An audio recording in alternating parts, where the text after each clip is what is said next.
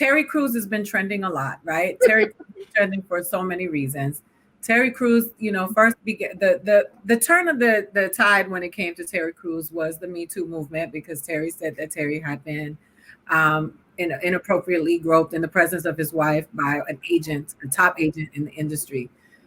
But now, I mean, it's evolved into something else happening, and I'm looking at it from the perspective of mental health, because I think that a lot of times you see people's issues play out in social media.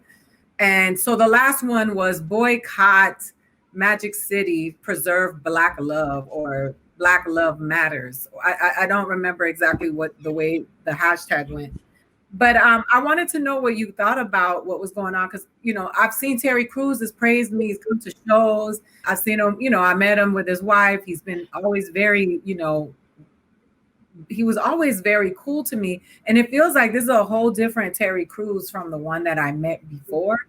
And so I wanted to know what happens what you think when you see Terry Crews trending again, and what do you think about what he said about Magic City?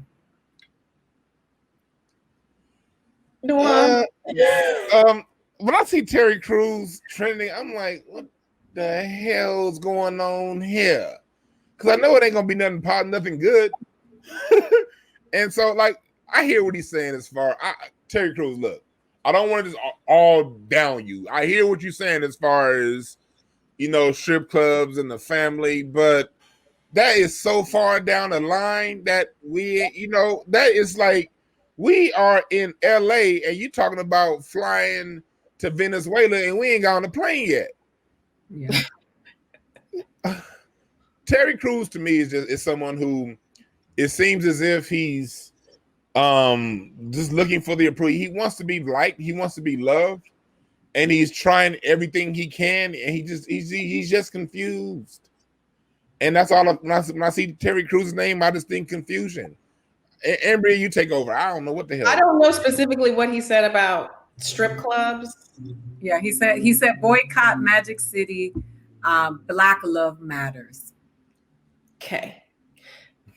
I think, and this is a tricky argument because Aida, you know what it's like to have people tell you, stick to what you do. You have no expertise. But I think if you wade into deep water where there are multiple complicated issues, you're talking about Black families, Black love and relationships, and somehow linking it to the strip club as if Black people are the only people who go to strip club. You know what I mean? Like it's a very convoluted argument. I find most of his arguments convoluted, and it's like, this is your opinion, but most of what he says just on its face doesn't make sense to me. Like it just doesn't make sense. All of his arguments about like, we have to be careful not to say Black Lives Matter because it might lead to Black supremacy. What? Let's take a ruler out. What is the measurement to get? Like, no one's saying how. What is the line that you see in your mind where Black Lives Matter equates to Black supremacy?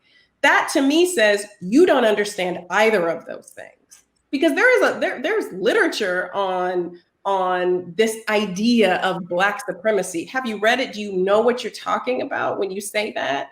Because it doesn't sound like you know what you're like. That's what I hear. It's just like you're wading into water that's too deep, and you're trying to express some command over topics that I don't think you understand.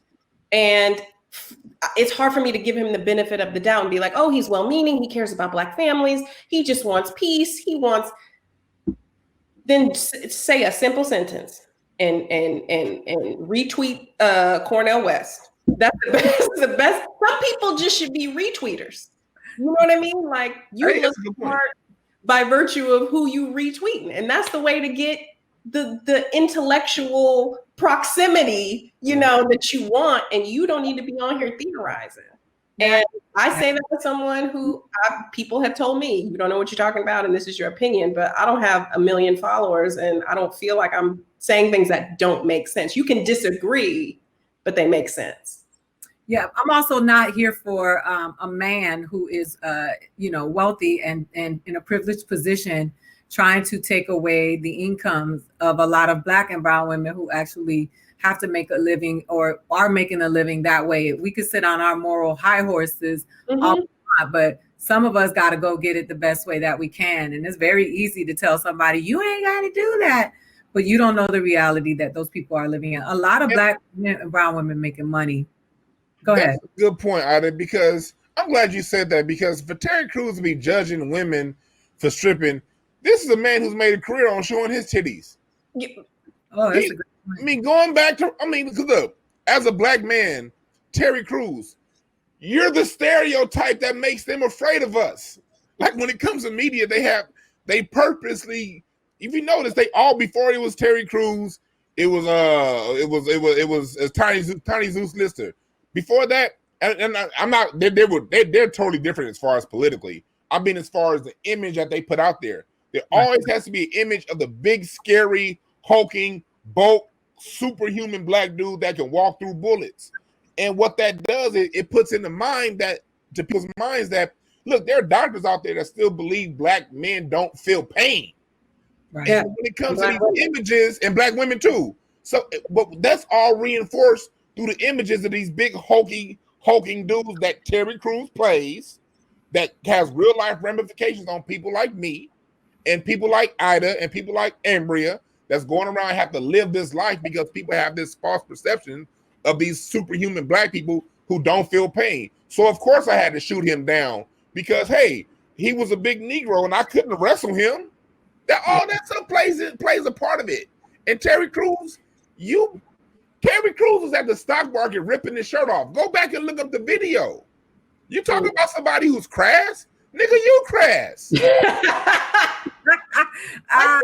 right. It's like, Aida, that is the point. It's like when we talk about strip clubs, automatically the critique goes to women and women's strip. It's like, who at the strip club? Who at the strip club? What is the institution of stripping? Like, who does that benefit? I mean, it does benefit women. We can talk about sex work and we can talk about stripping. We can talk about all of those things. But that's a whole separate conversation. I feel like, once again, his ass didn't need to wade into. But yeah, I think Terry Crews, to your point, Dwann, is always trying to counter that thing that, like, I'm this big Black guy, but I'm a teddy bear, and I'm this, and I think he wants to try to do that with Black people as a whole. We don't want Black supremacy. We just want to be nice, harmony, and it's like, don't tell Black people that. Tell white people that. Like, that's the angle of where your critique should go.